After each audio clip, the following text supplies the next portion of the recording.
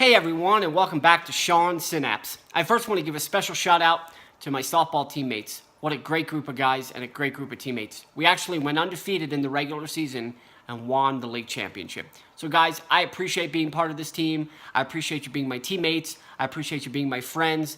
And I really appreciate you guys pushing me to be a better player. See you guys for spring ball. In 2010, I got to witness the National League Championship Series between the Philadelphia Phillies and the San Francisco Giants. I got to watch one of the greatest pitchers on the mound of my generation. He's an 8-time All-Star. He is one of 18 pitchers to win the Cy Young Award in multiple times. He's one of 6 pitchers to win the Cy Young Award in both leagues. Also in 2010, he had a no-hitter in the National League Division Series against the Cincinnati Reds in a 1-0 win. He played 16 years in the major leagues, 12 with the Toronto Blue Jays, and 4 with my favorite team, the Philadelphia Phillies. He was a family man. He was a baseball man. He was a community man. He did more off the field than he did on the field. He was a great player to watch. He was a great role model for kids. On November 7th of this year, 2017, Roy Halladay lost his life at the age of 40.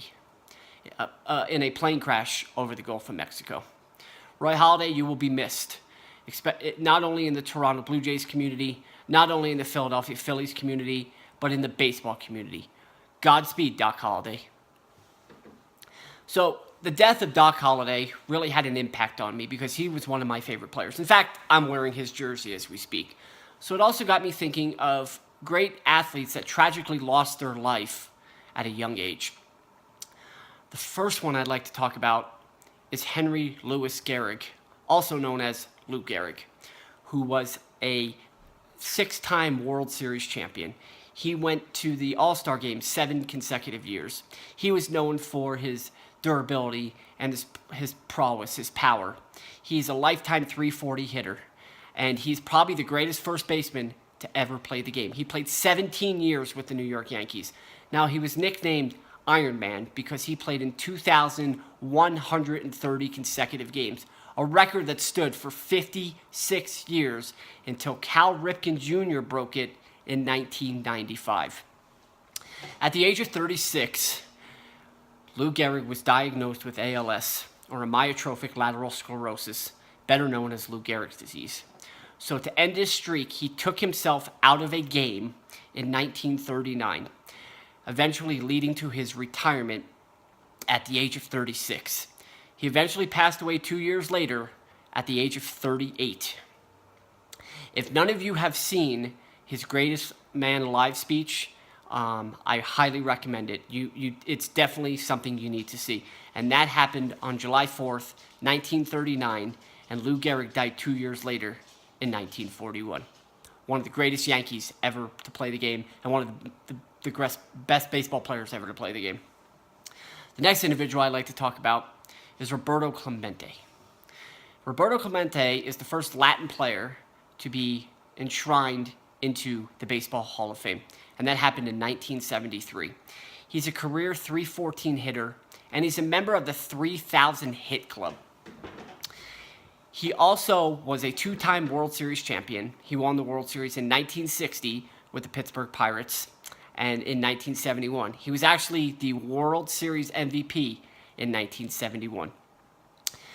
He died in 1972 on a plane crash going to Nicaragua to give out supplies to the people of Nicaragua because they were dealing with an earthquake. He died at the age of 38. He had an award named after him, and the award is known as the Roberto Clemente Award. And this exemplifies great baseball player, things that you do for the community, and just an overall great human being. In 1973, prior to that, it used to be called the Commissioner's Award. And in 1973, they changed it to the Roberto Clemente Award in honor of Roberto Clemente. What a great player. He spent all his entire career with the Pittsburgh Pirates in playing the outfield. The next person I'd like to talk about a lot of people don't know about him, but his name is Thurman Munson, and he played 11 seasons with the New York Yankees. He was a hard-nosed player. He played catcher. He's the only catcher in Major League Baseball postseason history to hit 300. He won the AL Rookie of the Year in 1970 and then won the AL MVP in 1976. He and a couple of his buddies were flying from New York to Ohio because they had a couple days off in between games. And the plane crashed, and he died of a broken neck and asphyxiation. The other two players survived. Now, a lot of people think that Thurman Munson should be in the Hall of Fame, but he's not. And I think if he would have played longer into his career, then he would definitely be a Hall of Famer. The next person I'd like to talk about is Ernie Davis. Now, if you've all seen the movie The Express, that movie is based off Ernie Davis's life. And he was a running back for the University of Syracuse. In fact, he's the first African American to win the Heisman Trophy in 1961. He also won a national championship for the Syracuse Orangemen in 1959 over the University of Texas. He's originally from Pennsylvania, but he went to high school in Elmira, New York. At the age of 20, he was diagnosed with leukemia, and he was actually drafted by the Cleveland Browns, and his Syracuse number 44, and his Cleveland Brown number 45 are both retired. Yes, he never got to play down in the NFL, but his number is retired. He died from leukemia at the age of 23. Now, the next individual you might not know a lot about, and his name is going to be Joel Stevens.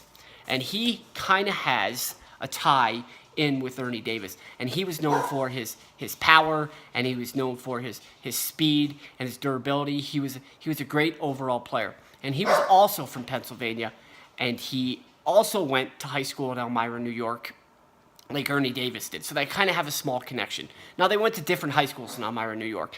Now, this guy, Joel Stevens, still holds some high school records in rushing and rushing touchdowns for the high school that he attended.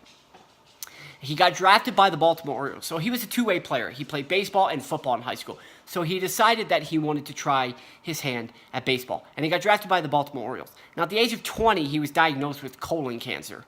So as soon as he found out he was diagnosed with colon cancer, he wanted to revert back to football and try to get into the University of Syracuse, like Ernie Davis, and play for the University of Syracuse.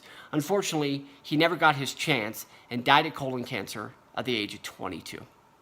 These are some of the greatest players that had a major impact not only on the sport, but their communities, their fans, their family, their friends, their lives, and they were just lost and gone too soon.